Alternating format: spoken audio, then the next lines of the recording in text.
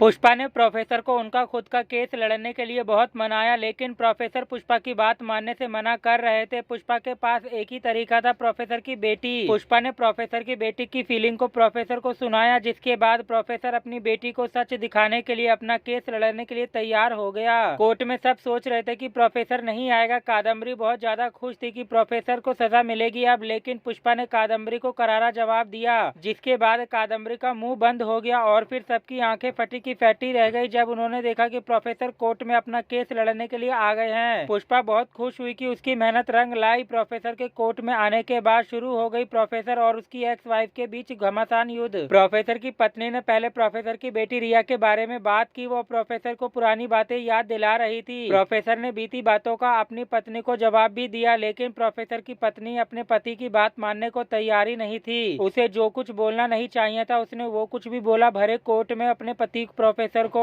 उसने वो सब कुछ बोला जिसमें कोई गलती नहीं थी। प्रोफेसर की काफी देर तक दोनों में बहस हुई। प्रोफेसर की पत्नी को ना पहले अपने पति पर ट्रस्ट था और ना ही अब है। वो बस अपने पति को ही गुनहगार मानती थी, जबकि उसके पति ने कितनी बार उसे सच बताया, लेकिन उसको कोई फर्क नहीं पड़ा। उसने जो कुछ नहीं किया उसका भी इल्जाम लगा दी उस पर। इसलिए प्रोफेसर ने अपनी पत्नी को समझाना ही छोड़ दिया। प्रोफेसर की पत्नी ने विटनेस बॉक्स में सुमन को बुलाया, जिसने प्रोफेसर पर जो मोलिस्टिंग का आरोप लगाई थी। फिर प्रोफेसर की पत्नी ने उससे सवाल किया